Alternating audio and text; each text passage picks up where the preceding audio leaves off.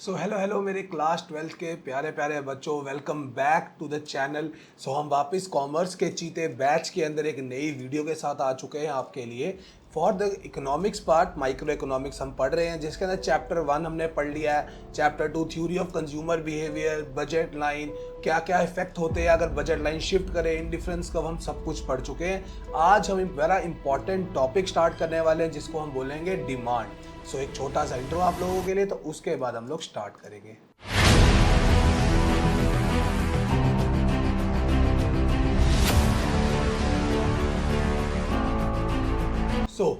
अब डिमांड होती क्या है, सबसे पहले हमको ये जानना जरूरी है कि व्हाट इज डिमांड। अब देखो, अगर मैं बोलूं आप लोगों को कि अगर कोई इंसान, अब उसकी इच्छाएं भी हैं, कुछ कुछ वांट्स है हमारी, कुछ नीड्स है हम लोगों के लिए, क्या हम लोग हर एक वांट को पूरी कर सकते हैं?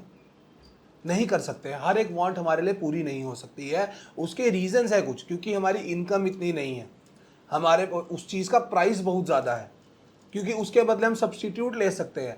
कभी कभी ये होता है, देखो आप चाहते हो कि यार मेरे पास ऑडी हो, मेरे पास मर्सिडीज हो, बट आप लोग विलिंग हैं, बट आप एबल नहीं है, you are not able to buy that product. आप सिर्फ ले सकते हैं क्या? आप बोलते हो कि हाँ मेरे जो पॉकेट है वो अलाउ करती है कि मैं 10 लाख रुपए तक गाड़ी ले सकूं, मैं नहीं ले सकता 40-50 लाख रुपए की गाड़ी। तो ये डिमांड ऑफ द प्रोडक्ट नहीं होती है। डिमांड जब भी आप बोलोगे, डिमांड होगी when you are able and willing to buy the product, और उन प्राइसेस पे, उन सारे प्राइसेस के ऊपर that are prevailing in the market, वो मार्केट में प्राइस चल रहने चाहिए, इसका मतलब वो डिमांड फॉर अ प्रोडक्ट है। ऑलराइट, और ये जो डिमांड है, ये डिमांड जो है, हमारे काफ़ी फैक्टर्स हैं जो इसको अफेक्ट करते हैं। जैसे कि देखो, प्राइस अफेक्ट करता है एक प्रोडक्ट की डिमांड को, हाँ या ना? करता है सर। मैं कहता हूँ आपको सब्स्टिट्यूट गुड्स, सब्स्टिट्यूट गुड्स वो गुड्स होते हैं, जैसे कि मैं आपको बोलूँ कोक और पेप्सी, कोका कोला और पेप्सी, वो एक सब्स्टिट्यूट। अगर कोका कोला का प्राइस बढ़ जाता है, आप लोग बोलते हो मैं पेप्सी पीऊंगा, मैं बोलता हूँ आपकी जेब में 20 रुपीज़ है, आप बाजार में आते हो कोल्ड ड्रिंक पीने के लिए, आप देखते हो कि आपकी favourite cold drink Thums Up है, लिम्का है, वो बाजार में 20 रुपीज़ में नहीं मिल पा रही है आपको, वो नहीं मिल पा रही है, उन सबका प्राइस ऊपर हो गया। तो आप बोलते हो, वो दुकानदार ही आपको बोलता है कि मेरे पास प्रोडक्ट ही नहीं है यार वो वाला, या मेरे पास 20 रुपये में अलग अलग ऑप्शन है। तो आप क्या करते हो, उसके बदले कोई और कोल्ड ड्रिंक पी लेते हो, तो वो सब्स्टिट्यूट गुड्स है। या वो कॉम्प्लीमेंट्री गुड्स के हिसाब से भी हो सकती है। अब कॉम्प्लीमेंट्री गुड्स कौन से होते हैं? जो एक दूसरे के साथ ही कंज्यूम हो सकते हैं, अकेले कंजम्पशन नहीं हो सकती उसकी। जैसे कि पेन और इंक, अगर आपके पेन में इंक होगी तभी तो आप लिख पाओगे, नहीं तो वो पेन को आप फेंक दोगे। अगर मुझे एक बात बताओ, अगर इंक का प्राइस बढ़ जाएगा तो हमारे पेन का प्राइस ही बढ़ेगा। पहले अगर समझ लो, इंक का प्राइस 5 रुपये था और जो पेन में डलती थी तो पेन 10 का बिकता था। अब इंक का प्राइस 10 रुपये है, क्या वो पेन का प्राइस 10 रुपये का बेचेंगे? नहीं बेचेंगे। वो बोलेंगे यार पेन थोड़ा और महंगा करो, हमें भी प्रॉफिट चाहिए, तो पेन का प्राइस ऑटोमेटिकली बढ़ जाएगा। इन चीज़ों से इनकम के ऊपर बहुत इफेक्ट होता है। अगर फॉर एग्जाम्पल मैं बोलूँ आपकी इनकम आपकी कम है, तो आपकी डिमांड भी कम होगी। मैं आपको बोलता हूँ कि इनकम बढ़ जाए, तो आपकी डिमांड ऑटोमेटिकली बढ़ जाएगी किसी प्रोडक्ट के लिए। पहले आपकी समझ लो इनकम, आपकी इनकम के अंदर आप क्या कर सकते थे? आप ज़्यादा से ज़्यादा 100 रुपये के लिए 100 रुपये का प्याज खरीद सकते हो या 100 रुपये के आलू। अब आपकी इनकम ना बढ़ गई बहुत ज़्यादा, अब आप 100 की जगह 200 के आलू खरीद सकते हो, तो डिमांड उसकी बढ़ गई। तो कुछ फैक्टर्स के बारे में पढ़ना हम लोगों ने, हमने डिमांड कर्व को डिराइव करना भी सीखना है। उसके साथ साथ लास्ट में इसके इलास्टिसिटी की बात है। ऑलराइट, सो हम लोग चैप्टर को स्टार्ट करेंगे। तो डिमांड का मैं आपको बता था, व्हाट इज डिमांड। डिमांड की डेफिनेशन क्या है? The quantity of a commodity that a consumer is willing, देखो हाईलाइट कर रहा हूँ, willing to buy and is able to afford, मतलब विलिंग भी होना चाहिए और एबल भी होना चाहिए, given prices of goods and consumer taste and preferences. मतलब कि गिवन मतलब उसी प्राइस के ऊपर और उसी टेस्ट के ऊपर बंदे को खरीदना है, तो उसको हम बोलेंगे demand for the commodity. Whenever one or more of these variables change, अगर आपका टेस्ट बदल जाए, पहले आपको समझ लो, आप लोग बोलते हो मुझे डेयरी मिल्क पसंद है, अब आपका टेस्ट बदल गया, अब आप बोलते हो मुझको भैया 5 स्टार पसंद है, कोई बोलता है मुझको बारवन चॉकलेट पसंद है, कोई बोलता है मुझे किटकैट पसंद है। सो ऑब्वियस सी बात, अगर आपका टेस्ट ही बदल गया तो आपका डिमांड प्रोडक्ट की गिर जाएगी, उस वाले आप दूसरा प्रोडक्ट की डिमांड करोगे। तो अदर कुछ भी चीज़ें हो, कुछ भी वेरिएबल्स चेंज हो, वो सब की वजह से quantity of the good chosen by the consumer is likely to change as well. जैसे वेरिएबल चेंज हुआ तो क्वांटिटी ऑफ डिमांड भी हमारी चेंज होगी, उसके ऊपर बात करेंगे हम लोग। तो फैक्टर्स कौन कौन से जिसकी वजह से हम लोग को इफेक्ट होता है? सबसे बड़ा फैक्टर है प्राइस। मुझे एक बात बताओ, अगर एक प्रोडक्ट का प्राइस पहले 10 रुपये था, आप उसके ऊपर समझ लो, ये भी छोड़ दो, अब मैं बोलता हूँ आपको 100 रुपये किलो, 100 रुपीज़ केजी मैंगो था, तो आप 1 केजी ले लेते थे। ऑलराइट, अब आपको पता चला जो मैंगो का प्राइस है वो 200 रुपीज़ अ किलो हो गया। आप अब थोड़ी सी डिमांड उसकी कम ही करोगे ना। अब ये थोड़ी है ना कि हाँ भैया प्राइस बढ़ रहा है तो मैं भी अपनी डिमांड बढ़ाता हूं, नहीं। जब आप देखते हो ना एक दूसरी चीज का प्राइस बढ़ जाता है, एक चीज का प्राइस बढ़ जाता है तो उसकी डिमांड ऑटोमेटिकली नीचे गिर जाती है। अब ये अपने लाइफ के एग्जाम्पल में देख सकते हो। फॉर एग्जाम्पल आपको क्या, आप कैंटीन में, अपने स्कूल की कैंटीन में या कहीं बाहर अपने दोस्तों का खाने जाते हो और आपकी मम्मी आपको रोज रोज के रोज 50 रुपीज़ देती है, ठीक है। आप उसका हिसाब बनाते हो कि यार 30 रुपये का हॉट डॉग है और 20 रुपये का जूस है, तो मैं ऐसे अपना कैंटीन में खाना खा लेता हूँ। बट हुआ क्या, अब अचानक से आपने देखा जो कैंटीन में हॉट डॉग का जो प्राइस था वो 40 रुपीज़ हो गया, बर्गर वही 30 का ही है। अब आप क्या करोगे, जूस 20 का, भाई जूस भी पीना है, अब क्या करोगे। अब आप बोलोगे यार मैं जो हूँ मैं अपनी डिमांड शिफ्ट कर लेता हूँ, मेरा उधर जितना हॉट डॉग का प्राइस बढ़ गया, लेकिन अगर मैं बर्गर खाऊंगा तो प्राइस तो उतना ही रहेगा, तो आप बोलते हो मैं बर्गर खा लूंगा। तो इससे ये साबित होता है कि प्राइस और डिमांड इनवर्सली रिलेटेड है, मतलब कि प्राइस इंक्रीज होगा तो डिमांड नीचे गिरेगी और अगर प्राइस डिक्रीज होगा तो डिमांड बढ़ेगी। Alright, so there is an inverse relationship. The price of the commodity has an inverse या negative relationship with the amount of that commodity buyers are willing to able to buy. मतलब कि quantity और price का demand जो quantity और price का relation है वो इनवर्स है, वो नेगेटिव है, मतलब कि वो उल्टा चलता है। प्राइस बढ़ता है, डिमांड कम होती है। The inverse relationship between price and the amount of money people are willing and able to spend is known as law of demand. और यही इनवर्स जो रिलेशन की मैं बात कर रहा हूं, इसी को हम लोग लॉ ऑफ डिमांड भी बोलते हैं। वेरी इंपॉर्टेंट लॉ, आगे हम पढ़ेंगे। एक जस्ट छोटा सा एक आपको बता रहा हूं मैं कि जो प्राइस बढ़ता है डिमांड कम होती है, और उसका वाइस वर्सा, प्राइस कम होगा तो डिमांड बढ़ेगी, तो उसको हम लॉ ऑफ डिमांड भी बोलते हैं। तो इसका रिलेशनशिप इनवर्स। पहला पॉइंट समझ आ गया। दूसरा पॉइंट क्या बोलता है, इनकम।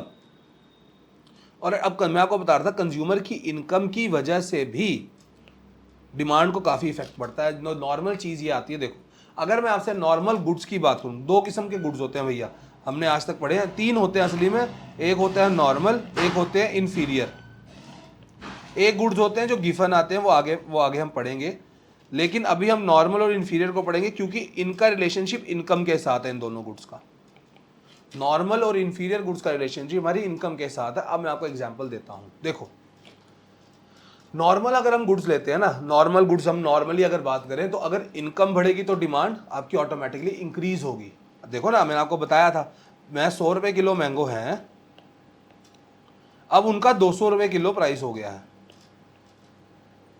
ऑलराइट, अब इस जगह तो डिमांड आपको दिख रहा है कम हो रही है, लेकिन अगर मैं बोलूं आपकी इनकम जो पहले 5,000 रुपये थी अब वो 20,000 हो गई है, तो आप ये 200 रुपये किलो मैंगो भी तो ले सकते हो, क्योंकि इनकम आपकी इंक्रीज हुई है तो आपकी demand of the products also increase होती है। ये केस होता है नॉर्मल गुड्स का। नॉर्मल गुड्स के अंदर जब भी इंसान की इनकम बढ़ती है तो उसकी डिमांड बढ़ती है। It means there is a direct relationship, मतलब कि एक इंक्रीज होगा, इनकम को वाई लिखते हैं, वाई इंक्रीज होगा तो हमारी डिमांड ऑटोमेटिकली इंक्रीज होगी। अगर इनकम कम होगी तो डिमांड आपकी कम हो जाएगी। ऑलराइट, फॉर एग्जाम्पल आपके फादर अभी 50,000 रुपीज़ अ मंथ कमाते हैं। हम दो एग्जाम्पल ले सकते हैं, ठीक है। एक ए, बी और सी। ए के फादर 50,000 की इनकम है, बी के फादर की 50,000 की इनकम है और सी के फादर की 50,000 की इनकम है। ऑलराइट, अब हुआ क्या, फ्यूचर में थोड़ा सी इनकम में चेंज आ गया। अब इनकम वाई चेंज हो गई थोड़ी सी। ए के फादर की इनकम 70,000 हो गई, बी के फादर की इनकम 1 लाख हो गई और सी के फादर की इनकम 30,000 होगी, गिर गई। ऑब्वियस सी बात है, इसके फादर, ए के फादर थोड़ा तो इंक्रीज करेंगे खुद को थोड़ी सी स्टैंडर्ड ऑफ लिविंग बढ़ाएंगे। वो पहले जो आटा, अगर हो सकता है हम बोलते हैं आटा जो वो लेते थे, ठीक है ना, वो पहले 5 किलो लेते थे, अब वो हो सकता है 10 किलो ले लें, क्योंकि अब उनको इनकम अलाउ कर रही है। इसके फादर हो सकता है 20 किलो ले लें, हो सकता है, लेकिन सी के फादर की इनकम गिरी है, वो 5 किलो की जगह हो सकता है वो 5 किलो से 2 किलो पे आ जाए। तो इनकम की वजह से हमारी डिमांड भी चेंज होती है। तो इसका बोलते हैं हम लोग नॉर्मल गुड्स का केस। दूसरी जगह बात की जाती है इंफीरियर गुड्स की। इंफीरियर गुड्स कौन से गुड्स हैं, इसको भी ऐसे समझाता हूं मैं, रुको। अब देखो वापस वही एग्जांपल लेते हैं, ए बी सी। नॉर्मल चीज ये समझ लो, इंफीरियर का मतलब होता है गंदी क्वालिटी के गुड्स। ऑलराइट, तो इंफीरियर गुड्स के अंदर एक चीज दिमाग में रहेगी आपके, अगर इनकम इंक्रीज होती है तो ऑब्वियस सी बात है, आप ब्रांडेड चीजें लेते हो ना, तो डिमांड भी उनकी गिरती है इंफीरियर गुड्स की। फॉर एग्जाम्पल आप क्या करते हो, पहले अब मैं इधर एग्जाम्पल देता हूँ, ए बी सी 3 इंसान है। ए की इनकम जो है हमारी वो है 10,000 रुपये, बी की भी 10,000 और सी की भी 10,000। अब हुआ क्या, फ्यूचर में इनकी इनकम होगी चेंज। ये तीनों 10,000 रुपये लेते थे, अब 10,000 रुपये में ये लोग ब्रांडेड कपड़े तो नहीं ले सकते, ऑब्वियस सी बात है। ये कोई ऐसी मार्केट में, संडे मार्केट या संडे सेल में जाते होंगे जहां पर इनको 300 की 400 की जीन्स मिल जाए, 250-300 का पजामा मिल जाए, 200-300 की शर्ट मिल जाए, वहां ये लोग तो वहीं जा सकते हैं, क्योंकि इनको पता है कि 10,000 की इनकम बहुत ज़्यादा है। ये लोग शूज़ भी जो लेंगे वो भी समझ लो इन्फीरियर लेंगे, शूज़ 700-600 में शूज़ ले लेंगे ये लोग। ऑब्वियस इनकी इनकम इतने नहीं है। अब इन द फ्यूचर हुआ क्या, ए की जो इनकम थी वो 10,000 की 10,000 ही रही, बी की इनकम जो है ना वो 10,000 की 40,000 पे पहुंच गई है, और सी की इनकम जो है वो 1,00,000 रुपए की हो गई है। अब शिफ्ट क्या होगा, अब देखो नॉर्मल सी बात हो, ए जो है ये तो इंफीरियर गुड्स के ऊपर ही रहेगा ना अभी भी, क्योंकि इसकी इनकम तो चेंज हुई नहीं है, ये तो अभी भी वैसी शर्ट्स लेगा, वैसे ही पैंट्स लेगा। लेकिन बी की इनकम थोड़ी चेंज हुई है, क्या वो थोड़ा सा ब्रांडेड कपड़े ले सकता है? हाँ सर ले सकता है। अब वो जो 4 शर्टें अगर वो 200 की ले रहा था, 5 शर्टें, हो सकता है वो एक शर्ट अच्छे ब्रांड की ले ले, तो ऑब्वियस बात है उसके इंफीरियर गुड्स की डिमांड कम हो जाएगी और वो नॉर्मल गुड्स की तरफ शिफ्ट करेगा। Alright, he will shift towards the normal goods. लेकिन उसी जगह सी की अगर मैं बात करूं, सी की इनकम तो 1,00,000 हो गई है, क्या वो अब इंफीरियर गुड लेगा? नहीं, अब वो हर चीज ब्रांडेड लेगा, वो इंफीरियर गुड्स को लात मारेगा, ब्रांडेड थिंग्स लेगा, मतलब कि नॉर्मल थिंग्स पे आ जाएगा।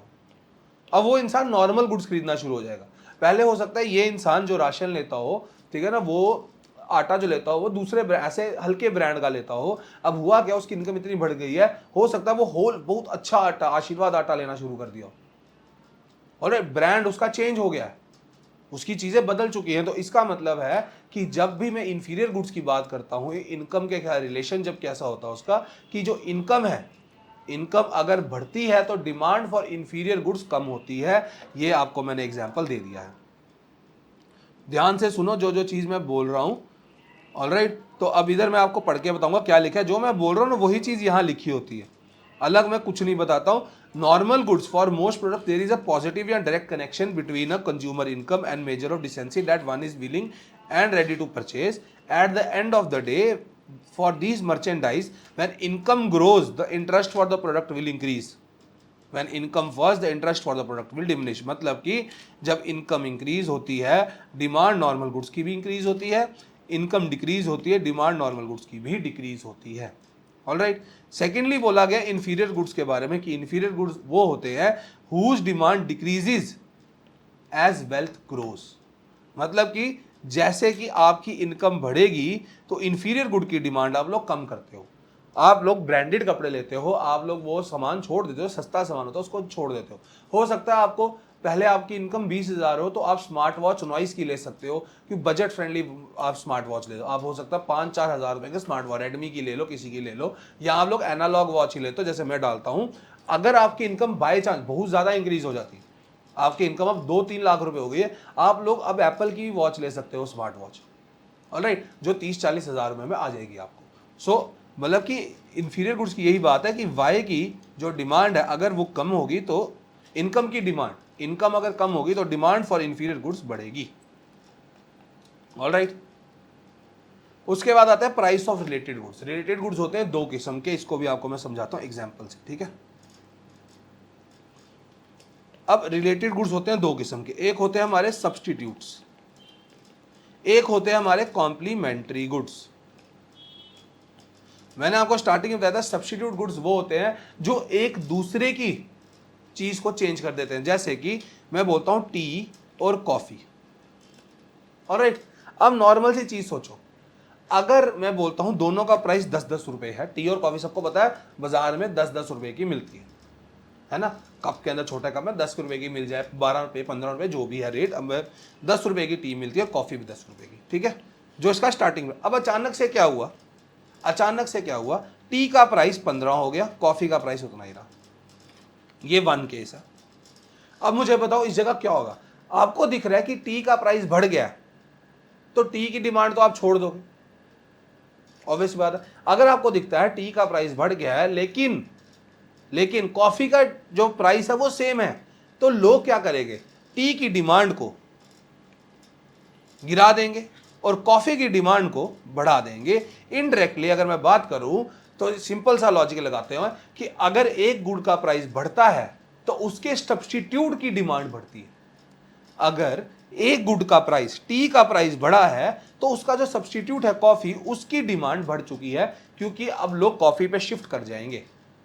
नॉर्मल सी चीज है, कुछ ऊपर वाली साइंस नहीं है। आप अपने हिसाब से लगा लो। जैसे मैं आपको थम्स अप और कोका कोला का बताया था, अगर मैं बोलता हूं 20 की थम्स अप 25 की हो गई है, लेकिन कोका कोला 20 की रही है, तो लोग क्या करेंगे, कोका कोला पे शिफ्ट कर जाएंगे, थम्स अप की डिमांड गिर जाएगी। तो इसका क्या मतलब है कि टी की डिमांड, अगर टी का प्राइस बढ़ता है तो उसके सब्स्टिट्यूट जैसे कि कॉफी की जो डिमांड है वो बढ़ती है। सेकंड केस क्या बोलता है कि अगर ये है हमारी इनिशियल स्टेज ना, तो केस 1 हो गया। केस 2 बोलता है कि फॉर एग्जांपल जो हमारी टी है वो 10 की है, कॉफी की डिमांड 15 हो गई है, कॉफी का प्राइस 15 हो गया। अब मुझे बताओ, अगर आपको दिखता है कॉफी की प्राइस बढ़ गई है, तो आप लोग टी की डिमांड को बढ़ा दोगे। दो केसेस यही चीज है ना। अगर मैं उल्टा बोल दूं तब भी वैसे ही चल रहा है कि अगर सब्स्टिट्यूट का प्राइस बढ़ता है, अगर एक चीज का प्राइस बढ़ता है तो उसके सब्स्टिट्यूट की डिमांड बढ़ जाती है, अगर एक चीज का प्राइस घटता है तो उसके सब्स्टिट्यूट की डिमांड घट जाती है। अगर मैं बोल दूं इसी जगह आपको, अगर मैं इसी जगह बोल दूं कि अगर मैं बोलता हूं दोनों 10-10 के थे, जो टी है उसकी प्राइस हो गई है 8 रुपए, कॉफी की प्राइस 10 ही है। अब इस जगह क्या हुआ, इसकी प्राइस गिरी है तो इसकी डिमांड भी गिर जाएगी, ऑब्वियस सी बात है। क्योंकि अगर मैं बोलता हूं एक गुड का प्राइस गिर गया है तो उसके सब्स्टिट्यूट की डिमांड भी गिरेगी, यही मैं बताना चाहता था। लेकिन सब्स्टिट्यूट गुड्स हो गए। अब इसी जगह मैं बोलता हूं कॉम्प्लीमेंट्री गुड्स होते हैं साथ में कंज्यूम हो सकते हैं। जैसे कि मेन शेव करते हैं तो उनको रेजर के साथ ब्लेड भी चाहिए। अगर आप अपने पेन से अभी लिख रहे हो, पेन के अंदर इंक डलती है, कार में पेट्रोल डलता है, ठीक है ना। अगर आप लेते हो, आप बोलते हो मैं पेट्रोल गाड़ी ली है सर मैंने, ठीक है। अब अगर उसमें पेट्रोल डालोगे तभी तो गाड़ी चलेगी ना भैया, धक्का डाल के तो चला नहीं सकते। अज्यूम मत करो कि सीएनजी है, ये बस सोचो कि पेट्रोल गाड़ी ली है तो उसमें पेट्रोल ही डल सकता है, वैसे ही चलेगी। तो हमको ये चीज याद रखनी कि कॉम्प्लीमेंट्री गुड्स में क्या होता है कि जैसे कि फॉर एग्जाम्पल मैं आपको बोलता हूँ पेन और इंक का एग्जाम्पल लेते हैं हम लोग, ऑलराइट। अब मैं क्या आपको बोलता हूँ क्या चीज कि इंक का जो प्राइस है, इंक का प्राइस 5 रुपए था, तो पेन का प्राइस भी 5 रुपए था, तो टोटल 10 रुपए हो गया, ऑलराइट। अब केस नंबर 1 क्या है, अगर मैं बोलता हूं आपको इंक का प्राइस, अगर मैं बोलता हूं आपको इंक का प्राइस अब 10 रुपए हो चुका है, अगर इंक का प्राइस 10 रुपए हो गया है तो पेन का प्राइस भी बढ़ेगा, ऑब्वियस सी बात है। तो डिमांड कम होगी, इसी वजह से मैं बात कर रहा हूं। फॉर एग्जाम्पल कार और पेट्रोल, गाड़ी में स्कूटी और पेट्रोल लेता हूं यार, कार और पेट्रोल में भी आप लोग बोलोगे सर ये तो मेरे पास ये गाड़ी है, स्कूटी में तो पेट्रोल ही डलता है। स्कूटी और पेट्रोल, अगर मैं बोलूं आपको पेट्रोल का प्राइस बढ़ जाए, पेट्रोल का प्राइस अगर बढ़ जाएगा तो स्कूटी की डिमांड को क्या होगा, स्कूटी की डिमांड गिर जाएगी सर, क्योंकि पेट्रोल में डलता ही, स्कूटी में डलता ही पेट्रोल है। इनवर्स रिलेशनशिप आ रहा है, मतलब कि अगर आपके एक गुड का प्राइस बढ़ता है, फॉर एग्जाम्पल अगर पेट्रोल महंगा होता है ना, आप देखना पेट्रोल गाड़ियों की डिमांड गिर जाती है, क्योंकि लोग बोलते हैं पेट्रोल गाड़ी क्या लेनी है कि वो तो बराबर ही है डीजल गाड़ी के। देखो ना अभी पहले के टाइम में क्या था, आज से मैं आपको 10 साल पहले जब हम स्कूल में थे, when I was in school, तब उस समय जो पेट्रोल था ना that was 70 rupees litre, 60 rupees litre, इस हिसाब से चलता था। और जो डीजल था वो 50 रुपीज, 45 रुपीज लीटर था दैट टाइम। अभी आप देखो डीजल जो है वो भी 90 रुपए है, 85 86 के आसपास घूमता रहता है, पेट्रोल 10 रुपए का फर्क नहीं है। तो ऑब्वियसली बात है हम लोग नहीं शिफ्ट करते, हम लोग बोलते हैं भाई डीजल गाड़ी ले लो, कोई फर्क नहीं पड़ता। तो इसी वजह से ये बोलते हैं कि अगर आप पेट्रोल का प्राइस बढ़ाते हो ना, तो गाड़ी जो पेट्रोल से ऊपर चलती है, जैसे बाइक पेट्रोल पर चलती है, गाड़ी पेट्रोल पर चलती है, अगर कल को उसका प्राइस आप, मैं आपको बोलता हूँ 400 रुपए लीटर हो जाए पेट्रोल का, आप कभी पेट्रोल गाड़ी खरीदोगे? आप बोलोगे यार नहीं लेनी पेट्रोल गाड़ी, यार क्या करूं पेट्रोल गाड़ी को लेके, इतना महंगा तो पेट्रोल है। डिमांड उसकी गिर जाती है। तो वही मैं बात कर रहा हूं कि पेट्रोल अगर बढ़ जाता है तो उसकी डिमांड गिर जाती है। इसी जगह अगर मैं बोलता हूं पेट्रोल का प्राइस कम हो जाता है तो डिमांड बढ़ जाएगी। अभी मैं आपको बोल दूं पेट्रोल 20 रुपए लीटर हो रहा है तो सारे लोग पेट्रोल गाड़ी लेना शुरू कर देंगे, सब लोग। तो यही होते हैं हमारे कॉम्प्लीमेंट्री गुड्स। आई होप आप लोग समझ गए होंगे, ठीक है। इसका स्क्रीनशॉट ले लो, नोट्स बनाते रहो साथ साथ यार, ये ऐसे सुनने वाली वीडियो नहीं है, ठीक है। तो प्राइस ऑफ रिलेटेड गुड्स क्या है? सो इधर जो लिखा हुआ है इस पर थोड़ी सी मिस्टेक हो गई है फ्रॉम माय पार्ट, अब मैं इसको ठीक कर लेता हूँ। अगर यहाँ लिखा हुआ है these are link products that are consume together because their utility is reduced, यहाँ तक ठीक है। ये जो आगे लिखा है इसकी जगह आप लिखोगे as a result if demand for one product rises, मतलब कि अगर पेट्रोल राइज हो जाए, पेट्रोल का प्राइस बढ़ जाए, तो पेट्रोल गाड़ी की डिमांड कम हो जाएगी। इसका जो है इनवर्स रिलेशन होता है कॉम्प्लीमेंट्री गुड्स का। इसका डायरेक्ट होता है कि अगर प्राइस लिम्का का इंक्रीज हो गया तो डिमांड थम्स अप की बढ़ जाएगी। ऑलराइट, सो इसको थोड़ा सा इग्नोर करके इसको ध्यान से देखना। तो उसके बाद हम नेक्स्ट पार्ट बढ़ेंगे कि जिसके अंदर बात करते हैं हम टेस्ट एंड प्रेफरेंस की। अब मुझे एक बात बताओ, एक चीज का अगर आपको टेस्ट लग जाए, आप समझ लो रोज एक प्रोटीन बार, मैक्सिमम लोग आजकल जिम जाते हैं, प्रोटीन बार आप लोग लेते हो, कुछ बोलते हैं कि सर मैं इस कंपनी का प्रोटीन बार खाता हूँ, कोई बोलते हैं मैं XYZ कंपनी, कोई भी कंपनी का प्रोटीन बार, कोई चॉकलेट की बात करूँ, कोई बोलता है भैया कि मैं, लड़की बोलती है डेयरी मिल्क सिल्क खाती हूँ, एक लड़की बोलेगी सर मैं टेम्पटेशन खाती हूँ, अलग अलग डिमांड्स। अब मुझे बताओ, अगर आपको किसी चीज़ का टेस्ट लग जाता है तो आप उसकी डिमांड बढ़ाते हो घटाते हो? बढ़ाते हैं। ऑब्वियस ही बात है कि मेरे को अगर एक ही, मैं बोलता हूँ मैं अमूल का चॉकलेट प्रेफर करता हूँ तो मैं अमूल के ही चॉकलेट खाऊंगा, तो अमूल की डिमांड मेरी बढ़ी रहेगी। बाय चांस होता क्या कि अब मेरे को ना जो टेस्ट है ना उसका इतना अच्छा नहीं लगता, उनका टेस्ट अच्छा नहीं हो गया। कोई रेस्टोरेंट है फॉर एग्जाम्पल जो मोमोज वाला है, कोई स्प्रिंग रोल वाला है, आपको उसका टेस्ट लग गया ना तो आप उसकी डिमांड बढ़ा दोगे, आप रोज के बाद खाने जाओगे। लेकिन आपको कभी एक दो दिन टेस्ट उसका खराब लगेगा ना तो आप उसको छोड़ दोगे, आप कहीं और वाला बंदा ढूंढोगे। इट मीन्स कि अगर आपका फेवरेबल टेस्ट है, फेवर मतलब कि अगर उसको आप फेवर करते हो कि इसका टेस्ट बहुत अच्छा है, फेवर में टेस्ट रहेगा, तो उसकी डिमांड इंक्रीज होगी। इसी जगह अगर टेस्ट अनफेवरेबल हो गया तो उसकी डिमांड ऑटोमेटिकली कम हो जाएगी, वही लिखा हुआ है यहां पर। ऑलराइट, उसके बाद करते हैं हम एक्सपेक्टेशन की। एक्सपेक्ट करना फ्यूचर के बारे में। देखो फॉर एग्जाम्पल फ्यूचर की एक्सपेक्टेशन करेंगे अगर हम लोग, आपको पता चलता है कि यार, आपको अपने फादर बोलते हैं यार सबको पता है कल जो है ना, मतलब कल से पेट्रोल का प्राइस बढ़ रहा है, अभी पेट्रोल का प्राइस 60 रुपये लीटर है ना, सॉरी 60 नहीं है, 90 कुछ रुपीज़ लीटर है, 100 रुपये लीटर ले लेते हैं। कल को आपके फादर बोलते हैं पेट्रोल 200 रुपये लीटर हो रहा है, आप देखना सारे पेट्रोलों में इतना रश लगा होता है ना, आपको पता चलता है कि फ्यूचर में प्राइस बढ़ने वाला है ना, फ्यूचर प्राइस इंक्रीज होने वाला है, तो करंट मतलब प्रेजेंट की डिमांड हमारी बढ़ जाती है। अगर कल को पता चलता है जो पेट्रोल का प्राइस है वो 50 रुपये लीटर होने वाला है, तो मतलब क्या, आपको पता चला फ्यूचर का प्राइस कम होगा तो प्रेजेंट की डिमांड आप लोग कम कर दोगे। आप बोलोगे कल डला लूंगा पेट्रोल, कल सस्ता हो जाएगा, और यही चीज दिमाग में रहती है। तो एक्सपेक्टेशन के ऊपर ये बात करते हैं कि if the consumer expects that the availability of good in future is going to fall. अगर मैं इसको दूसरी तरीके से बोल सकते हैं हम लोग, ये एक हो गया हमारे, ये जो मैंने बताया फ्यूचर एक्सपेक्टेशन को। अगर मैं बोलता हूं आपको ये फ्यूचर एक्सपेक्टेशन दूसरे तरीके से, कि अगर मैं बोलता हूं कल को इस प्रोडक्ट को मिलना बंद हो जाएगा, कल से मेरे पास, जैसे कोई दुकानदार आपको राशन वाला बोलता है भाई साहब प्याज की डिमांड बहुत ज़्यादा है, प्याज कल से नहीं मिलेगा, आप ले लो आज ही, ऐसे बोल दे कोई कि प्याज नहीं मिलेगा सर, सर आलू खत्म हो गए मार्केट में, आलू नहीं मिल रहे, तो आप लोग क्या करोगे, यार कल से आलू नहीं मिला, आज ही आलू ले लेता हूँ, आज ही आलू, मतलब कि कल को आपको पता चला फ्यूचर में प्रोडक्ट नहीं मिलेगा तो आप उसकी प्रेजेंट की डिमांड बढ़ा देते हो। उस तरीके से भी बात की जाती है। ऑलराइट, तो फैक्टर्स हो गए। अब हम आएंगे हमारे डिमांड के फंक्शन पे।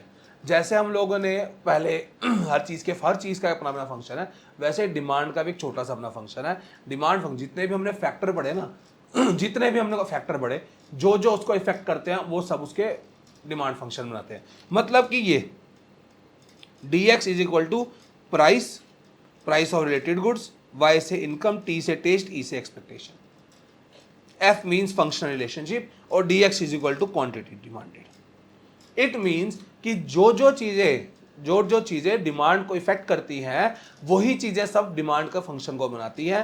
फंक्शन ऑफ डिमांड का मतलब है कि हाँ भैया, अगर प्राइस बढ़ेगा तो डिमांड कम होगी, यही बात कर रहा हूं ना मैं। अगर फ्यूचर का प्राइस अगर बढ़ने वाला है तो करंट की डिमांड इंक्रीज हो जाएगी। अगर टेस्ट फेवरेबल है तो अभी की डिमांड बढ़ी होगी उस प्रोडक्ट की। अगर इनकम बढ़ रही है तो अगर इनकम आपकी बढ़ रही है तो डिमांड बढ़ेगी आपकी, नॉर्मल गुड्स के केस में। तो ये जो चीजें सब फंक्शन बताते हैं हमारा कि it is a relation between consumers optimal choice of the quantity of a good and its price. The consumer demand function for a good gives the amount of the good that the consumer chooses at different levels when the other things remain unchanged। देखो दो तरीके से लिख सकते हैं, या एक तो ये है x is equal to quantity, f is equal to functional relationship, p is equal to price, जिसके साथ हम लोग डायरेक्टली बात करते हैं। लेकिन अगर डिमांड फंक्शन हो काफ़ी बुक्स के अंदर, एनसीईआरटी में आपके यही दिया हुआ है, आपका एनसीईआरटी के अंदर सिर्फ यही लिखा हुआ है। लेकिन ये भी बहुत इंपॉर्टेंट है कि जो जो फैक्टर्स इफेक्ट करते हैं डिमांड को वो सब उसका डिमांड फंक्शन बनाते हैं। इसी डिमांड फंक्शन को अगर मैं ग्राफिकली रिप्रेजेंट करूंगा, इसी डिमांड फंक्शन को अगर मैं ग्राफिकली रिप्रेजेंट करूंगा तो उसको मैं बोलता हूं डिमांड कर्व। ऑलराइट, ये डिमांड कर्व बनाया, इसको ध्यान से अब आप समझो क्या है ये। अब ये चीज देखो, ये डाउनवर्ड स्लोपिंग है। जैसे इंडिफरेंस कर्व डाउनवर्ड स्लोपिंग था, अगर इसको आप स्ट्रेट लाइन बना चाहते हो वैसे बना लो, ठीक है ना। अगर जैसे इंडिफरेंस कर्व डाउनवर्ड स्लोपिंग है, ये भी डाउनवर्ड स्लोपिंग है। क्यों है सर ये बताओ। चलो डाउनवर्ड स्लोपिंग क्यों है, ध्यान से देखो। अब मैंने आपको क्या बोला, ये प्राइस और ये है क्वांटिटी। प्राइस इंक्रीज होता है तो क्वांटिटी डिमांडेड, जिसको हम लोग क्वांटिटी को हम बोल दो डिमांड बोल लो, क्वांटिटी डिमांडेड हमारी कम होती है। प्राइस कम होता है, क्वांटिटी डिमांडेड बढ़ती है। हाँ या ना, यहां तक तो पता हम लोगों को। इसी को ध्यान से देखो, 10, 20, 30, 40, 50, 60, 1 kg, ये kg लिख रहा हूं मैं, 2, 3, 4। ऑलराइट, देखो अब ध्यान देखो, ध्यान से चीज को समझो। ये मैं 5 किलो लिख देता हूं, ठीक है। ध्यान से चीज समझो क्या बोल रहा हूं मैं। जब आपका प्राइस 10 रुपए था, आपने डिमांड की 5 किलो की, दिख रहा है हम लोगों को सर, सामने दिख रहा है। हो सकता है जब आपका प्राइस इंक्रीज हुआ, अब यहां प्राइस इंक्रीज हो रहा है, प्राइस हो गया 30 रुपए, कलर चेंज करते हैं, प्राइस हुआ 30 रुपए, आपकी डिमांड होगी 3 किलो की। थोड़ा सा टेढ़ा बन रहा है क्योंकि ऐसे थोड़ी लाइन ऐसे हो गई है। डिमांड होगी 3 किलो, प्राइस बढ़ा, क्वांटिटी डिमांडेड कम हो गई। ऑलराइट, प्राइस हुआ हमारा 60 रुपए का, डिमांड होगी 1 किलो की। इट मींस कि जब भी प्राइस बढ़ता है डिमांड कम होती है। वही इस चीज का इनवर्स रिलेशनशिप को फॉलो करते हैं। इसी वजह से जो डिमांड भी है हमारी, डिमांड जो कर्व है हमारा, वो डाउनवर्ड स्लोपिंग है। ऑलराइट, यही चीज लॉ ऑफ डिमांड में भी पढ़नी है हमने आगे। अब देखो डिमांड का डिराइव कैसे करते हैं। इंडिफरेंस का वो बजट लाइन को यूज किया हुआ है। आगे होप आपने अगर पिछली वीडियो देखी है ना, तो अगर नहीं देखा भैया डायरेक्ट मत देखना, मैं पहले बता रहा हूँ, मजा नहीं आएगा, समझ कुछ नहीं आएगा। मैं पहले बता रहा हूँ इस चीज को। देखो हमने पिछली वीडियो में देखा था, ये हमारा बजट लाइन है, ये इंडिफरेंस कर्व है। ये जो पॉइंट है इंडिफरेंस कर्व, जहां पे इंडिफरेंस कर्व और बजट लाइन टेंजेंट है, टेंजेंट मीन जहां टच हो रही है, वो एक कंज्यूमर का ऑप्टिमल पॉइंट है। यहां पर कंज्यूमर की बेस्ट यूटिलिटी मिलेगी कंज्यूमर को।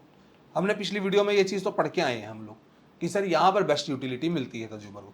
अब इसी चीज से हम डिमांड कर्व को निकाल के देखेंगे कि कैसे निकलता है। क्या लिखा है यहां पर, according to IC analysis indifference curve, a buyer maximizes his utility by selecting a package of 2 commodities that is also written in his budget. Consider 2 items x और y and prices be px py and income be m। मतलब कि दो goods हैं x और Y, उसका जो price है इसका पी एक्स है, इसका है पी वाई, और जो कंज्यूमर की इनकम है वो एम है। At point E consumer budget line intersects the IC, X one is the amount of X goods consume. देखो इसने बोला है, ये हमारा पॉइंट पहला है, ये जो पॉइंट है ये हमारा ऑप्टिमम पॉइंट है, यहीं पर कंज्यूमर का जो डिमांड है वो ये एक्स वन है। यही बोला है ना उसने, और कुछ नहीं बोला है कि यहां पे जब मैं बजट लाइन बनाता हूं ये मेरा पॉइंट ई निकला, मतलब कि इतनी ही वो क्वांटिटी लेगा, मतलब एक्स वन क्वांटिटी लेगा। यही लिखा हुआ अभी तक, और कुछ नहीं लिखा गया। आगे लिखा है we modify the price of good X while maintaining the price of good Y, मतलब कि हमने एक गुड का प्राइस जो है ना उसके ऊपर हम लोग खिलवाड़ करेंगे, ठीक है ना, इनकम कांस्टेंट रही है। हुआ क्या, अगर प्राइस एक्स गुड का प्राइस गिर जाए, एक्स गुड का प्राइस गिर जाए, अब उसी अमाउंट के ऊपर परचेजिंग पावर बढ़ जाएगी। अब आप सामान ज्यादा खरीद सकते हो ना, 100 रुपए किलो था मैंगो, अब उसका प्राइस 50 रुपए किलो हो गया। आपकी जो डिमांड है, आपकी जो इनकम है, वो परचेजिंग पावर है खरीदने की, पहले आप 1 केजी ले सकते थे 100 रुपए में, अब आप 2 केजी ले सकते हो, तो इट मीन्स आपकी परचेजिंग पावर बढ़ चुकी है। तो एम जो है वो उतना ही रहा है, with the amount of X he can buy grows, मतलब अमाउंट आप ज्यादा ले सकते हैं। As a result budget lines horizontal intercept changes, हमने ये पढ़ा हुआ है सब कुछ, बजट लाइन का हॉरिजॉन्टल इंटरसेप्ट बदल जाता है भैया। हॉरिजॉन्टल कौन सा होता है, ये वाला। अगर बजट लाइन पहले ये है, ठीक है ना, इस P1 के ऊपर वो बोलता है इस प्राइस के ऊपर मैं इतनी क्वांटिटी ले सकता हूं, अब उसका उन्होंने बोला है कि भैया अब प्राइस आपके, अब आप ज्यादा सामान ले सकते हो, अब आप 20 किलो ले सकते हो, तो आपका ये वाला इंटरसेप्ट, वर्टिकल इंटरसेप्ट चेंज हुआ, वो राइट पे शिफ्ट किया। However the vertical intercept unchanged, ये तो उतना ही रहेगा क्योंकि इनकम इतनी है हमारे पास, ठीक है। As price declines the budget line must pivot away from the origin of the horizontal axis. देखो इसने बोला, अब क्या हुआ, सेकेंड इंडिफरेंस कब बना रहे हैं हम लोग, ये एफ पॉइंट पे बोला क्या, प्राइस कम हुआ, मतलब कि पहले P1 प्राइस था तो हम इतनी क्वांटिटी ले रहे थे, ठीक है।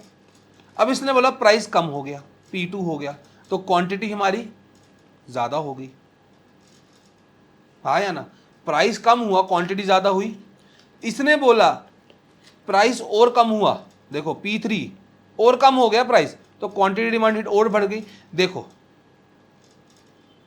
मतलब कि बात यही है भैया, सिंपल सी बात है, प्राइस कम होता है क्वांटिटी डिमांडेड बढ़ते रहती है, प्राइस बढ़ता है क्वांटिटी डिमांडेड कम होते रहती है। इसी चीज को इन्होंने ऐसे समझाया in the budget line case और इन डिफरेंस कर्व केस। अब जब अभी हम डिमांड पढ़ रहे हैं, अभी हम इंडिविजुअल डिमांड की बात की, अब हम करेंगे टोटल मार्केट की डिमांड क्या होती है। मार्केट की डिमांड क्या होती है, फॉर एग्जाम्पल मैं बोलता हूं आपको, देखो भाई बड़ा सिंपल कंसेप्ट है। देखो प्राइस दिया हुआ है, प्राइस पे ए की क्वांटिटीज दी हुई है सारी, ये होगी इंडिविजुअल की, ये भी होगी इंडिविजुअल की, बी की भी दी हुई है, ये सी की भी दी हुई है, ये भी इंडिविजुअल है। जब हम इन सबको ऐड कर लेंगे, सारे इंडिविजुअल्स की डिमांड को ऐड करते हैं, तब हमें मार्केट डिमांड मिलती है। मतलब कि पेपर में आपको इस पॉइंट ऑफ व्यू से क्वेश्चन भी आ सकता है, ऐसे देखो मैंने आपको वही बताया कि आपको शेड्यूल दे देंगे, जब आप देखो वो डिमांड कर था, जब आपको एक टेबल जो बोलते हैं ना हम लोग, टेबल दिया टेबल दिया, इसको हम बोलते हैं schedule. Very important word, economics point of view से देखो, इसको हम बोलते हैं स्केड्यूल। ये डिमांड का स्केड्यूल है एक। इधर लिखा हुआ है कि देखो 18 + 10 28, 28 + 12 40 होता है, तो टोटल मार्केट डिमांड होगी 40 की। 10 2 12 4 16, 16 8 24 10 34, तो ये मार्केट डिमांड का मतलब है कि सारे डिमांड्स को प्लस करना, उसको मार्केट डिमांड बोलते हैं। If it is the total, इसका कलर भी चेंज कर लेता हूं मैं, it is the total demand of all consumers taken together. It can be derived from individual demand curves. Market demand curve can be derived graphically by adding up the individual demand curves horizontally. ठीक है, this method of adding two curves, अगर आप horizontally add करते हो तो इसको हम बोलते हैं horizontal summation। horizontal मतलब ऐसे, ये देखो ऐसे मैंने ऐड किया ना सब कुछ, ये इसको मैं ऐसे ऐड कर रहा हूं ना, तो ये हॉरिजॉन्टल समीशन है। उसी तरह ग्राफ देखो, ये दिया हुआ है एक डिमांड कर्व, ये दूसरा दिया हुआ है, इन दोनों को ऐड करके Q1 प्लस Q2 किया इन्होंने, तो ये वाला डिमांड कर्व निकाल दिया। इन्होंने क्या किया देखो, इसको इसके साथ ऐड किया तो ये निकाल दिया, इसको इसके साथ ऐड किया तो ये निकाला, इस क्वांटिटी को इस क्वांटिटी में डाल दिया और इस क्वांटिटी को इस क्वांटिटी में डाल दिया। मतलब कि इन्होंने क्या किया है, दोनों डिमांड कर्व्स को ऐड करके निकाल के दिया है। देखो ये सेम है, प्राइस तो उतना ही रहेगा 10, देखो ना प्राइस दोनों के लिए सेम है, 10 इसके लिए भी है,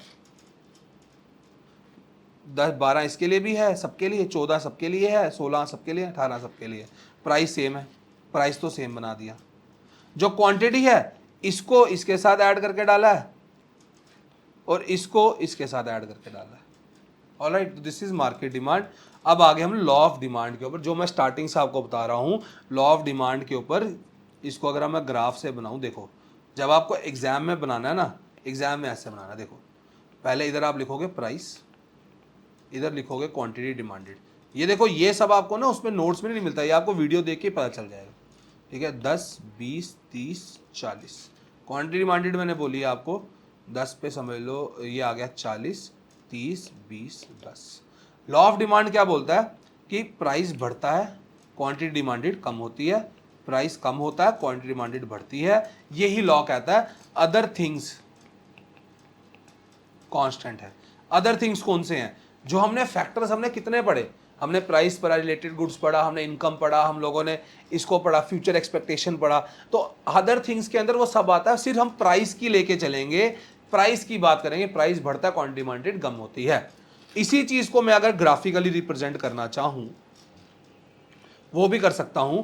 यहां पर हम लिखते हैं प्राइस, ये जो y एक्सिस होती है इस पे प्राइस लिखा जाता है, x एक्सिस पे लिखते हैं क्वांटिटी डिमांडेड। ऑलराइट, ओह प्राइस कम होता है, क्वांटिटी डिमांडेड।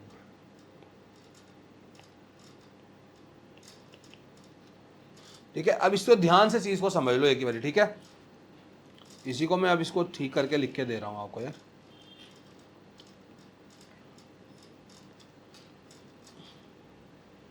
ये आ गया मेरा क्वांटिटी डिमांडेड। ठीक है, ये 10 वो छोटा हो गया, 10 20 30 40, 10 20 30 40, 10 के ऊपर 40 की है, 10 प्राइस था तो डिमांड 40 की है, ये पॉइंट आ गया। 20 प्राइस हुआ ये 30 की है, 20 प्राइस हुआ ये 30 का है। ऐसे प्लॉट करोगे आप लोग, प्रॉपर स्केल से बनाना भैया, ये ऐसे हवा में नहीं बना के आना। प्राइस 30 हुआ, क्वांटिटी 20 की हो गई, प्राइस 40 हुआ, क्वांटिटी 10 की हो गई। ये जो हमारा कर्व निकल रहा है डाउनवर्ड स्लोपिंग, इसको हम बोलते हैं डिमांड कर्व। इसी को अगर मैं ऐसे ऐसे भी जोड़ सकता हूं, कोई फर्क नहीं पड़ता। This is called demand curve, की प्राइस बढ़ा, क्वांटिटी डिमांडेड कम हुई, प्राइस कम हुआ, क्वांटिटी डिमांडेड बढ़ गई। और इसी को मैं ग्राफिकली रिप्रेजेंट भी किया मैंने। ये आ गया आपका, ये डिमांड कर्व है, ये जो टेबल बना है ये डिमांड शेड्यूल है। अगर आपको पेपर में लॉ ऑफ डिमांड का क्वेश्चन आता है तो आपको पहले ऐसे पूरा एक्सप्लेन करना है, उसके बाद जब आप एक्सप्लेन कर लोगे बच्चों सारा, फिर अगर आपको पूछा गया आगे तो एक्सेप्शन लिखनी है। सबसे पहले डेफिनेशन पढ़ते हैं, क्या लिखी हुई है। It states other things being equal. Other things कौन सी है हमारा, इनकम। अदर थिंग्स कौन सी हैं, इनकम, टेस्ट प्रेफरेंस, इनकम आ गई आपकी, टेस्ट प्रेफरेंस आ गया आपका। फिर उसके बाद हम बात करते हैं expectation, price of related goods, इन सबको इक्वल रखना है। ठीक है, there is a negative relation between demand for a commodity and its price. When price of the commodity increases, demand for it falls and vice versa. ये demand है। ठीक है, when the price of any product increases, its demand falls. यही लिखा हुआ है, देखो arrow बना के लिखा है स्पेशली। अब इसकी कुछ बेटा एक्सेप्शंस भी है। लॉ ऑफ डिमांड की कुछ एक्सेप्शन है जहां पर लॉ ऑफ डिमांड फेल हो जाता है। इंपॉर्टेंट, वेरी इंपॉर्टेंट क्वेश्चन आपको यहाँ पेपर में अकेला ये पूछ लेंगे 3 मार्क्स का, क्योंकि 3 पॉइंट्स दिए हुए हैं।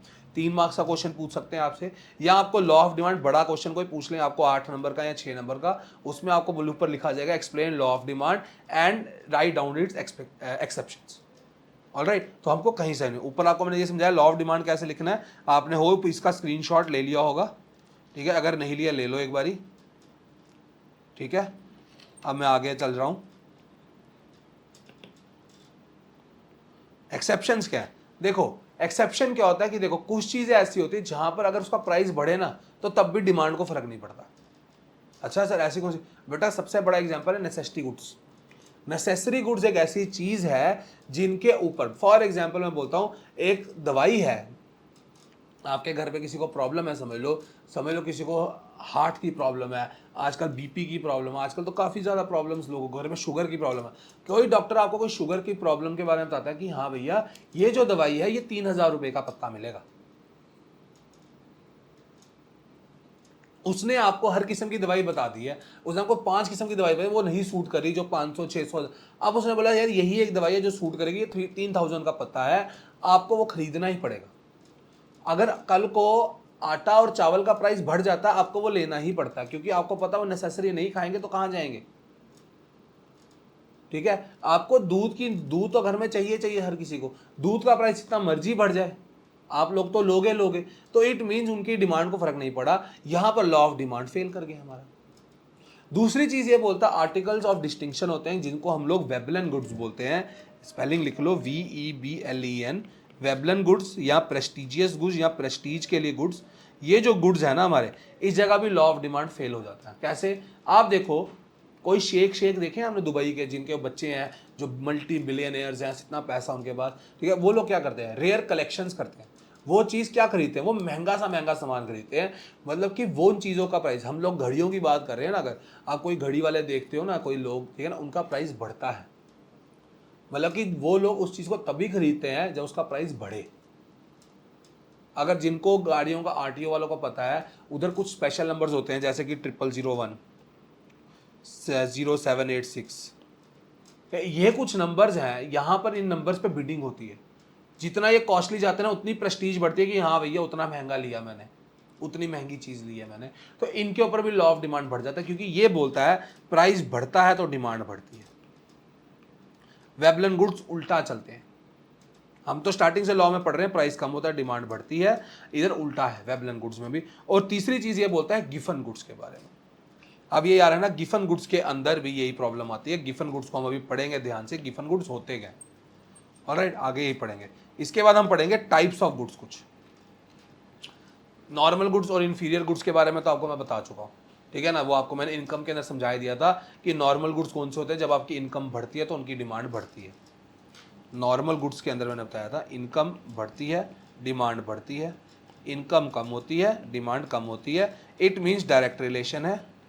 और यही डायग्राम में दिखाया, देखो डायरेक्ट रिलेशन ऐसे दिखता है, इनकम बढ़ी तो डिमांड भी बढ़ रही है, ऑलराइट। उस जगह मैंने इंफीरियर गुड्स बताए थे जो, वो थे हमारे जो लो क्वालिटी के गुड्स है, इनकम आपकी कम होती है तो इसकी डिमांड बढ़ती है, इनकम आपकी ज़्यादा होती है इनकी डिमांड घटती है। इंफीरियर गुड्स में ये मैंने आपको बताया था, यही चीज़ मैंने यहाँ लिखी है, ठीक है। इसी जगह पे एक किस्म के गुड्स आते हैं जिनको हम गिफन गुड्स बोलते हैं। देखो ये तो सब कुछ हमें समझ आता है कि इनकम के हिसाब से ये चीज़ हो रही है, इनकम के हिसाब से ये चीज़ हो रही है, लेकिन कभी कभी प्राइस के हिसाब से भी चीज़ों को फर्क पड़ता है, ठीक है। तो गिफन गुड्स कौन से होते हैं, it is a low income non luxury item that contradicts conventional economic and fall and consumer demand theory. जी डिफरेंट चलता है, when the price rises demand rises and when the price falls demand falls. ये Veblen goods हैं, Veblen कह रहा हूं Giffen goods है। अब गिफन गुड्स कौन से, एग्जाम्पल क्या है, एक बंदा था हमारा, ठीक है ना, उनका नाम गिफन ही है, रॉबर्ट गिफन था, वो एक कहानी है इसके ऊपर। वो ना कहीं पर इंग्लैंड में कहीं काम करते, वहाँ पर रेवोल्यूशन चल रहा था, कोई प्रॉब्लम चल रही थी, तो उन्होंने देखा कि ब्रेड और मीट के बीच में ना कंपटीशन चल रहा है वहाँ पर। जिन लोगों का ना, अब जिन लोगों के पास कुछ सामान था लेने के लिए, कुछ खाने पीने के लिए, उन्होंने देखा कि वो लोग मीट खा रहे हैं, उनके लिए वही चीज़ ना, अब कुछ मीट से वो लोग ब्रेड पे आए, ठीक है। उन्होंने देखा मीट जो था और ब्रेड थी, मीट 100 रुपये किलो था, ब्रेड 4 रुपये का पीस था, ब्रेड 10 रुपये की थी, ठीक है। अब मुझे एक नॉर्मल सी बात, अब जरूरी नहीं है यार, ये गिफन गुड्स का एग्जांपल मैं दे रहा हूँ, मीट ब्रेड के अंदर जरूरी नहीं है, ये बस एक सिचुएशन ली थी उन्होंने कि हाँ भैया गिफन गुड कोई भी हो सकता है। अब देखो, अब उधर के लोगों के ना पास इतने पैसे नहीं थे, लोग सारे रोड पे आ चुके थे, उनको इतने पैसे नहीं थे, वो क्या करते, अब उन्होंने देखा कि ये मीट 100 रुपए किलो, ब्रेड 10 रुपए की ब्रेड है पूरी एक, अब ब्रेड से ज्यादा पेट भरेगा, ठीक है। अब कल को ये लोग इतनी ब्रेड खाने लगे, इतनी ब्रेड खाने लगे, इतनी ब्रेड खाने लगे ना, अब ब्रेड की वजह से उनको पता चला कि ब्रेड इतनी खा रहे हैं लोग, तो ब्रेड का हम प्राइस बढ़ा देते। तो उन्होंने 10 रुपए की ब्रेड को ना, इन्होंने इसी ब्रेड को 30 रुपए का कर दिया, तब भी लोग ब्रेड खा रहे हैं, तब भी लोगों ने ब्रेड खाई, क्योंकि उनको दिख रहा है कि जो दूसरी चीज अवेलेबल है वो 100 रुपए की है, दूसरी चीज जो अवेलेबल है वो हम अफोर्ड ही नहीं कर सकते, उसमें हमारा 100 रुपए का हमको 2 पीस मीट के मिलेंगे, 100 रुपए के हमको 2 पीस मिलेंगे, हमें इतना पेट नहीं बढ़ेगा, लेकिन ब्रेड पूरी मिलेगी, ब्रेड से हमारा पेट भर जाएगा। उन्होंने फिर ब्रेड खाई, फिर उन्होंने ब्रेड को ना 40 रुपए ब्रेड कर दिया, लोग फिर खा रहे हैं ब्रेड। मतलब कि जैसे जैसे प्राइस बढ़ता रहा ना, ब्रेड का प्राइस बढ़ रहा था, तब भी लोग ब्रेड ही खा रहे थे, ब्रेड की डिमांड ही बढ़ा रहे थे। इससे पता चलता है गिफन गुड्स कौन से गुड्स होते हैं कि प्राइस के रिलेशन में उनका बात आती है कि प्राइस बढ़ता है तो इनकी डिमांड बढ़ती है। पहली चीज गिफन गुड्स की समझ गए। दूसरी चीज ये है, जब भी इनकम इफेक्ट ज्यादा होगा, देखो इसको आप दिमाग में डाल लो कि इनकम इफेक्ट जब ज्यादा होगा सब्स्टिट्यूट इफेक्ट से, तब भी आपकी जो गुड्स होंगे वो गिफन गुड्स के अंदर काउंट होते हैं। दूसरी चीज इसमें यह है, income effect greater than substitution effect. Substitute का मैंने आपको बताया क्या होता है, इनकम का मैंने आपको बताया, बार बार जरूरत नहीं पड़ेगी बोलने के लिए।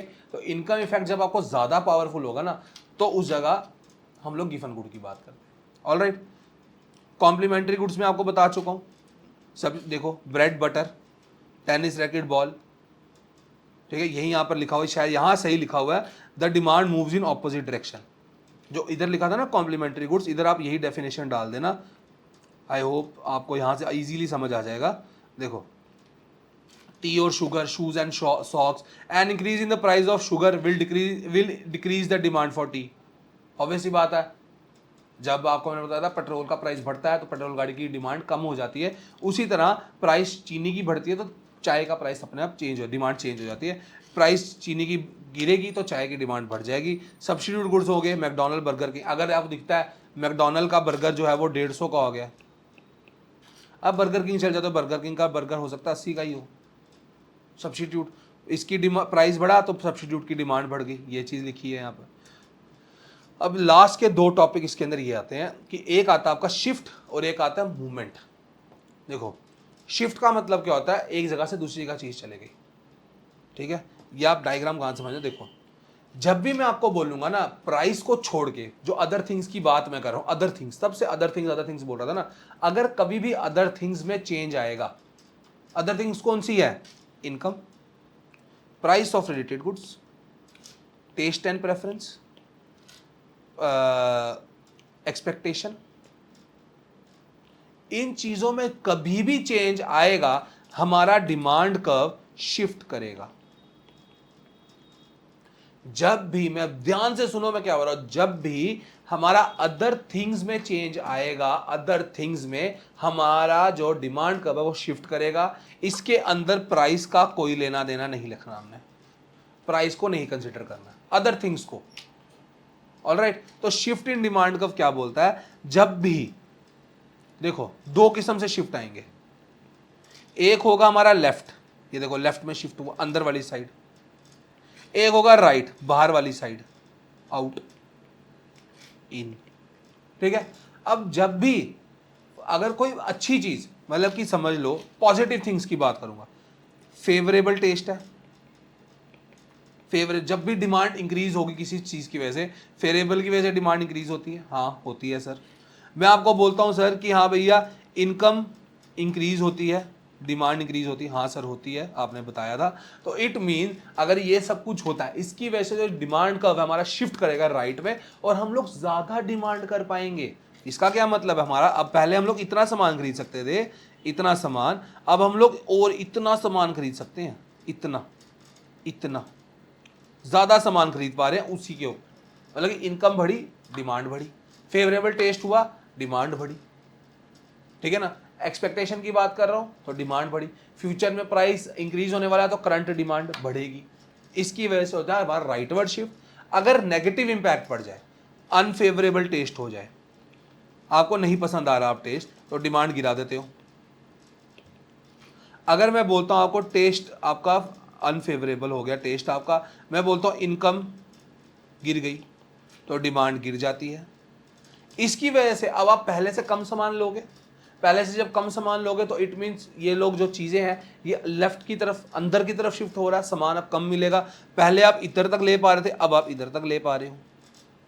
पहले आप यहां तक ले पा रहे थे, अब बी पॉइंट तक ले पा रहे हो, तो मतलब सामान कम मिल रहा है, तो इसका लेफ्टवर्ड शिफ्ट है। तो शिफ्ट इन डिमांड का ये होता है कि अदर फैक्टर्स में चेंज है, इनकम में, टेस्ट एंड प्रेफरेंस में, रिलेटेड गुड्स के अंदर, इन सब में चेंज आएगा, तो आपका जो डिमांड कर्व है वो शिफ्ट होगा।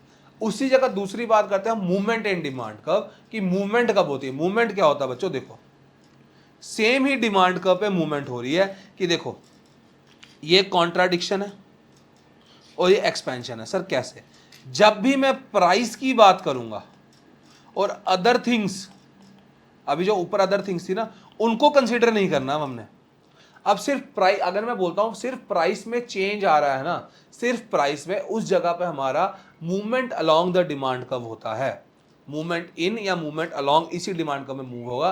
कैसे? एक्सपैंड का मतलब क्या होता है? मतलब कि बढ़ना, ज्यादा होना। ज्यादा कब होगी चीज? ये देखो, जब प्राइस फॉल किया डिमांड बढ़ गई, प्राइस फॉल किया, इधर लिखता हूं मैं,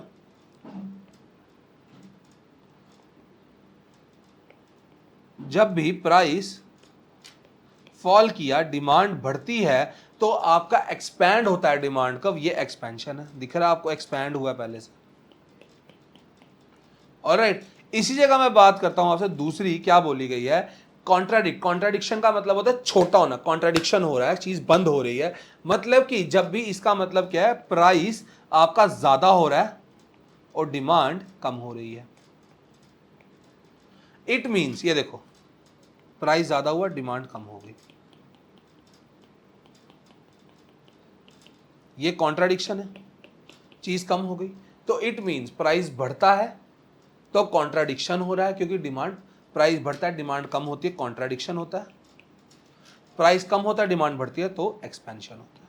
very important, movement in the demand curve, यही चीज यहां लिखी है। This was your demand chapter. इसके अंदर एक और पार्ट आएगा, इसके अंदर इलास्टिसिटी ऑफ डिमांड पढ़ना है। आई होप आपने नोट्स बनाए हैं। अगर नोट्स नहीं बना रहे हो, साथ साथ वापस स्टार्टिंग से वीडियो देखो और पहले वीडियो से देखना, कि पूरा बेस बनता रहेगा, क्योंकि एक ना लिंक जुड़े हुए हैं हर चैप्टर के साथ। जब आप पहला चैप्टर पढ़ते हो आपको दूसरा इजी लगता है। थ्योरी ऑफ कंज्यूमर बिहेवियर पढ़ो, बजट लाइन हम पढ़ोगे ना, फिर आपको समझ आएगा मैं बजट के साथ कैसे रिलेट कर पा रहा हूँ चीज़ों को, इंडिफरेंस कर्व से कैसे रिलेट कर पा रहा हूँ। सो आई होप आपको ये वीडियो पसंद आई है। मेरे कॉमर्स के चीते काफ़ी तेज हो रहे हैं, मेरी तरफ से उनको फुल सपोर्ट चल रहा है कि मैं आपको फ्री में लेक्चर सारे करा रहा हूँ, आपकी नॉलेज बढ़ा रहा हूँ। आई वॉन्ट कि हर एक बच्चा अपने बोर्ड्स में तोड़ दे और फोड़ दे। सो टिल देन अपनी नेक्स्ट वीडियो में मिलते हैं। Do like the video, share the video, अपने फ्रेंड्स को बताओ फ्री में एक बैच चल रहा है। इवन अपने कॉलेज के भाई वगैरह को शेयर कर दो, इकोनॉमिक्स नहीं समझ आती है, एमबीए वालों को शेयर कर लो यार, सेम ही चीज़ है। मैं आपको वैसे समझा रहा हूँ तो आपको ईजी लगे आपको समझाना। बेशक थोड़ी सी स्लो स्पीड चल रही है, लेकिन अब मैं स्पीड को बढ़ाने की कोशिश कर रहा हूँ। हफ्ते में 2 दिन आपको, मंडे और ट्यूसडे को, आई अश्योर यू आपको मिलेगी इकोनॉमिक्स। हफ्ते में 2 दिन, इफ मंडे ट्यूसडे या फिर मंडे थर्सडे, इट डिपेंड्स, ठीक है, लेकिन हफ्ते में 2 दिन आपको इकोनॉमिक्स मिलेगी। सो टिल देन अपना ध्यान रखो, पढ़ते रहो और गुड बाय। नेक्स्ट वीडियो में मिलेंगे।